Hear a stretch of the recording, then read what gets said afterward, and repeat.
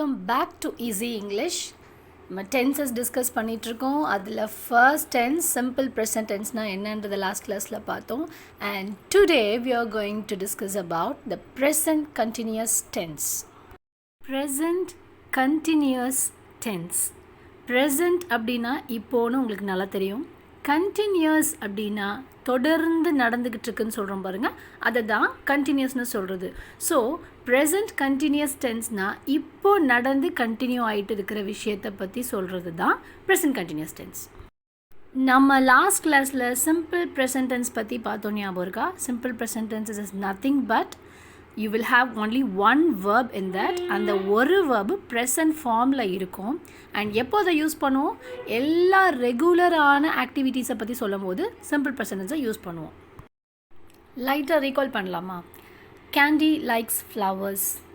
Candy is the name of a girl. Okay, கேண்டிக்கு ஃப்ளவர்ஸ்னால் பிடிக்கும். இப்போ பிடிக்கும், நாளைக்கு பிடிக்கும், இல்லை எப்பயுமே பிடிக்கும். ஸோ இது எப்போவுமே இருக்கிற ஒரு செயல். ஓகே, த ஃப்ளவர்ஸ் ஸ்மெல் குட். ஃப்ளவர்ஸ் நல்ல ஸ்மெல் கொடுக்கும். தென் மிமி சிங்ஸ் வெல். மிமி யூஸ்வலாக நல்லா பாடுவான்னு அர்த்தம். சரி, எப்பயுமே நல்லா பாடுவான்னு அர்த்தம். சரியா? And Mimi is good at singing. பாடுறதுல மிமி ரொம்ப நல்லா இருக்கும், மிமியோட வாய்ஸ் அப்படின்னு சொல்லும்போது எப்பயுமே இருக்கும் இல்லையா? ஸோ அதனால அதை நம்ம சிம்பிள் ப்ரெசன்டென்ஸில் காட்டுறோம். பாருங்கள், ஒவ்வொன்றிலையும் ஒரே ஒரு வேர்ப் தான் இருக்குது. சர்க்கிள் பண்ணியிருக்காங்க பாருங்கள். அந்த ஒரே ஒரு வேர்ப் ப்ரெசன்ட் ஃபார்மில் இருக்குது. Okay, the jacket castes $85. I live in Ecuador. இதெல்லாமே பாருங்கள் எப்பயுமே இருக்குது. இந்த ஜாக்கெட்டோட காஸ்ட்டு $85 இன்றைக்கி மட்டும் இல்லை, எப்பயுமே அதுதான். ஸோ இந்த ஆக்ஷன்ஸ்க்கெலாம் முடிவே கிடையாது. So they happen again and again. ஹேபிட்டாக இருக்கிறது எப்பயுமே இருக்கும். ஒரு ரெகுலர் அக்கரன்ஸாக இருக்கிறது எப்பயுமே இருக்கும் இல்லையா? ஒரு பழக்கமாக இருக்கிறது ஒரு முடிவு இன்றைக்கியோடு முடிஞ்சிடும், நாளையோடு முடிஞ்சிடும்ன்றது கிடையாது. It happens every day. So இதெல்லாம் தான் சிம்பிள் ப்ரெசன்ஸில் நம்ம சொல்கிறது. பட் ப்ரெசன்ட் கண்டினியூஸை பார்த்தீங்கன்னா they describe the actions happening now. Present டென்ஸ்க்கும் ப்ரெசன்ட் கண்டினியூஸ்க்கும் என்ன இருக்க டிஃப்ரென்ஸ் அதுதான். சிம்பிள் ப்ரெசன்ஸில் எப்போவுமே ஜென்ரலாக நடக்கக்கூடிய ட்ரூத்து, ஹேபிச்சுவல் ஆக்ஷன்ஸ் இதெல்லாம் தான் காட்டுவாங்க. பட் ப்ரெசன்ட் கண்டினியூஸில் இப்போது கரண்ட்டாக நடந்து கண்டினியூ ஆகிட்டு இருக்கிற செயலை சொல்கிறது ப்ரெசன்ட் கண்டினியூஸ். பாருங்கள், she is reading a news paper upstairs. So எப்போ இந்த மாதிரி சொல்லியிருப்பாங்க அப்படின்னா, யாரோ ஒரு பர்சனை சொல்லி இவங்க என்ன பண்ணிகிட்ருக்காங்க அப்படின்னு கேட்டிருப்பாங்க. அப்போ என்ன சொல்லியிருப்பாங்க? அவள் இப்போது நியூஸ் பேப்பர் படிச்சுட்டு இருக்கா மேலே அப்படின்னு சொல்லி. ஸோ இப்போ நடந்துட்டுருக்கிற காரியத்தை சொல்கிறதுனால இதுக்கு பேர் present continuous tense. But simple present எப்போவுமே நடக்கிறத சொல்கிறது. டிஃப்ரென்ஸ் புரியுதா ரெண்டுத்துக்கும் உங்களுக்கு? ஸோ ஆன் த ஹோல் ஒருத்தவங்க என்ன பண்ணிகிட்டு இருக்காங்க, வாட் ஆர் தே டூயிங், அவங்க என்ன செஞ்சிட்ருக்காங்க, அந்த அவங்கன்றது யாராக வேணா இருக்கலாம் அப்படின்னு கேட்கும்போது அதுக்கான பதில் தான் ப்ரெசன்ட் கண்டினியூஸ் டென்ஸில் பதில் வரும். See, we use the present continuous tense to talk about actions happening now at the moment. இப்போ என்ன நடந்துட்டு இருக்கு? At the moment, Alice is riding her bike. இப்போ என்ன நடந்துட்டு இருக்கு? Alice அவளோட பைக்கை ரைட் பண்ணிட்டு இருக்கா. புரியுதா? Now see, what is he doing? அவர் என்ன பண்ணிட்டு இருக்காரு? இதில் இருக்கிற வேர்ப்ஸில் எது போடுவோம்? Run, drink, eat, sleep, drive, read, cook, write. எது என்ன பண்ணிட்டு இருக்காரு? குக் பண்ணிகிட்ருக்காரு. ஸோ என்ன சொல்லுவோம்? He is cooking. Next picture பாருங்கள். We are studying English. இது ப்ரெசன்ட் கண்டினியூஸ் டென்ஸ். நாங்கள் இங்கிலீஷ் படிச்சுக்கிட்டு இருக்கோம். இந்த பிக்சர்ஸ் எல்லாம் பாருங்கள். இப்போது தே ஆர் பிளேயிங். அவங்களாம் விளையாடிட்டு இருக்காங்க. She is studying. அவள் படிச்சுட்டு இருக்கிறா. ஸோ இதெல்லாமே இப்போ கரண்ட்டாக நடந்துட்டுருக்கிற விஷயங்களை பற்றி சொல்கிறது. So he is running on the road. அவள் ஓடிட்டு இருக்கிறான், ஓடிக்கொண்டு இருக்கிறான் அப்படின்னு சொல்கிறோம் பார்த்தீங்களா? இப்போ நடந்துட்டுருக்கிற காரியம். அப்போ அது ப்ரெசன்ட் கண்டினியூஸ் டென்ஸ். இப்போது அந்த வேர்பை அந்த டென்ஸில் எப்படி எழுதுறது அப்படின்னு பார்க்கும்போது அஸ் யூஷுவல் நம்ம சப்ஜெக்ட் போட்டுறோம். அதுக்கப்புறம் வேர்பில் 2 வேர்ப் எழுதணும். ஒன்று என்னதுன்னா அது helping verb and then comes the main verb. Helping verb நம்ம பி ஃபார்ம்ஸ்லேருந்து எடுக்கணும். ஓகேயா? ஆம், எஸ், ஆர், வாஸ், வேர் படித்தோம் இல்லையா? அதில் இது ப்ரெசன்ட்ன்றதுனால நம்ம ப்ரெசன்ட் பி ஃபார்ம்ஸ் எடுக்கணும். இஸ், ஆம் இல்லைனா ஆர். இது 3ல் எதையாவது அந்த சப்ஜெக்ட் என்ன இருக்கோ தகுந்த மாதிரி நம்ம போட்டுப்போம் இல்லையா? ஐ வந்தால் ஆம் போடுவோம், ஹீ வந்தால் இஸ் போடுவோம், யூ வந்தால் ஆர் போடுவோம் இல்லையா? அந்த மாதிரி. அதுக்கப்புறம் என்ன பண்ண போகிறோம்? மெயின் வேர்போட ஒரு ஐஎன்ஜி ஆட் பண்ணுவோம். இந்த ஐஎன்ஜி ஏன் ஆட் பண்ணுறோன்னா கண்டினியூஸ்னு காட்டுறதுக்காக ஐஎன்ஜி ஆட் பண்ணுறோம். அவ்வளோதான். பாருங்கள், இஸ், ஆம் இல்லைனா ஆர் ஆட் பண்ணிவிட்டு மெயின் வேர்போட ஒரு ஐஎன்ஜி ஆட் பண்ணிட்டோன்னா இது ப்ரெசன்ட் கண்டினியூஸ் டென்ஸ் நம்ம ஃபார்ம் பண்ணிட்டோன்னு அர்த்தம். இப்போது நம்ம ஒவ்வொரு சப்ஜெக்டையும் வச்சு எப்படி ப்ரெசன்ட் கண்டினியூஸ் வேர்பை எழுதலாம் அப்படின்றத நம்ம பார்க்கலாம். இப்போ ஃபார் எக்ஸாம்பிள் ரைட் அப்படின்னு ஒரு வேர்ப் எடுத்திருக்கோம், அதோட ஒரு ஐஎன்ஜி ஆட் பண்ணிட்டோன்னா நமக்கு மெயின் வேர்ப் கிடச்சிடும். தென் இஸ் ஆம் ஒரு ஆர் யூஸ் பண்ணிட்டோன்னா ப்ரெசன்ட் கண்டினியூஸ் வேர்ப் கிடச்சிடும். இப்போது சென்டென்சஸ் பாருங்கள். I am writing, we are writing, you are writing, he is writing, she is writing, it is writing, they are writing. உங்களுக்கு நல்லா தெரியும் எப்போ ஆம் யூஸ் பண்ணணும், எப்போ இஸ் யூஸ் பண்ணணும், எப்போ ஆர் யூஸ் பண்ணணுன்றது.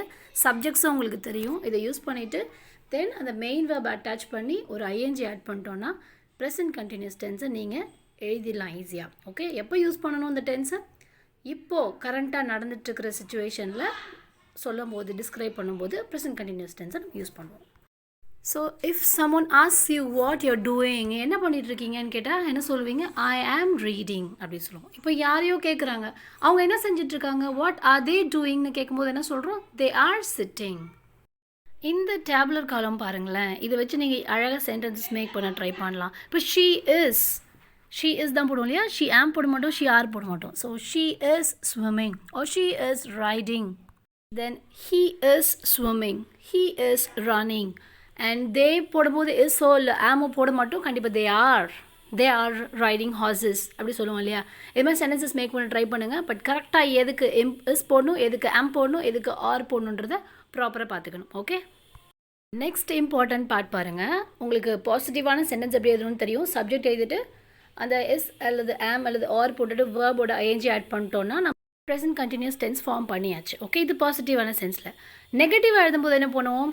கண்டிப்பாக நம்ம நாட் ஆட் பண்ணுவோம். அந்த நாட் எங்கே ஆட் பண்ணுவோம்? அதில் போட்டிருக்கு பாருங்கள், ஹெல்பிங் வேர்புக்கு பக்கத்தில் ஐதர் இஸ் அல்லது ஆம் அல்லது ஆர் இருந்ததுன்னா அது பக்கத்தில் நம்ம நாட் சேர்த்துட்டோன்னா ஈஸியாக நெகட்டிவ் சென்டென்ஸை நம்ம ஃபார்ம் பண்ணிடலாம்.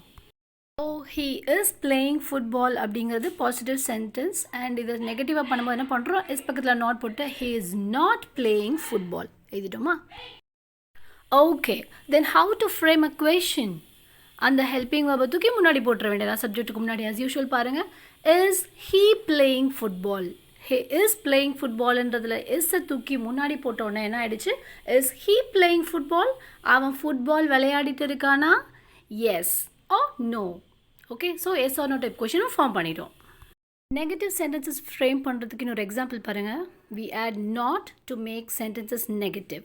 த சில்ட்ரன் ஆர் பிளேயிங் கார்ட்ஸ் அப்படிங்கிறதுல பிளேயிங் அப்படிங்கிறது தான் வேர்ப், அப்படிங்கிறது ஹெல்பிங் வேர்ப் அண்ட் பிளேயிங்ன்றது main verb.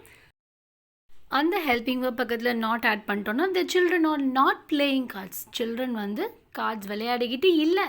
Okay, so that becomes negative. And question frame பண்ணுறதுலையும் நான் முன்னாடியே சொன்ன மாதிரி அந்த ஹெல்பிங் வேர்பை சப்ஜெக்ட்டுக்கு முன்னாடி தூக்கி போட்டுட்டோன்னா ஃபார்ம் பண்ணிடலாம் கொஷின்ஸ் ஈஸியாக.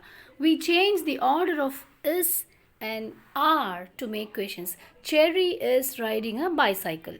Cherry bicycle ride பண்ணிட்டு இருக்கான். ரைட் பண்ணிட்டு இருக்கா அப்படின்னு நம்ம தமிழில் சொல்லுவோம் இல்லையா?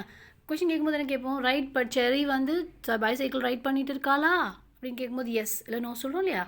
அப்போ என்ன செய்கிறோம்? அந்த எஸ் அப்படிங்கிற ஹெல்பிங் ஒப்புக்கு முன்னாடி போடும்போது இஸ் செரி riding a bicycle? S she is, இல்லைன்னா நோ அப்படின்னு சொல்ல போகிறோம். அண்ட் நெக்ஸ்ட் எக்ஸாம்பிள் பாருங்கள், தே ஆர் குக்கிங். அப்படியே ஆர் அப்படிங்கிற ஹெல்பிங் வேர்ப் எடுத்து முன்னாடி போடுங்க. அதே குக்கிங், அவங்க குக் பண்ணிகிட்டு இருக்காங்களா? எஸ், அவங்க குக் பண்ணிகிட்ருக்காங்க. ஒரு சின்ன எக்ஸசைஸ் ட்ரை பண்ணலாமா?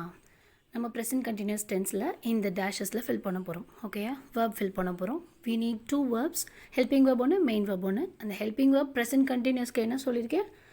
இஸ் ஆம் ஆர் மூணில் ஏதாவது யூஸ் பண்ணணும், சப்ஜெக்ட்க்கு ஏற்ற மாதிரி யூஸ் பண்ணிக்கணும். தென் மெயின் வேர்போட ஐஎன்ஜி ஆட் பண்ணணும், அவ்வளோதான். பாருங்கள், தே டேஷ் த ஃபுட்பால். கண்டிப்பாக அங்கே பிளேன்ற வேர்ப் கொடுத்துருக்காங்க, என்ன எழுதணும்? They are playing. Then he is singing, she is reading a book, Tom is jumping, my mom is making a cake for me, Martin is playing the guitar, the chef is cooking, they are riding a bike in the garden, the bird is flying, we are making a snowman. Present continuous tenses புரிஞ்சிருக்கும்னு நம்புகிறேன். புரியலனாலும் திரும்ப ஒரு தடவை recall பண்ணி பாருங்கள். கண்டிப்பாக உங்களால் learn பண்ண முடியும். டவுட்ஸ் இருந்தால் you can get it clarified. Next கிளாஸில் நெக்ஸ்ட் டைப் ஆஃப் டென்ஸை பார்க்கலாம். தேங்க்யூ.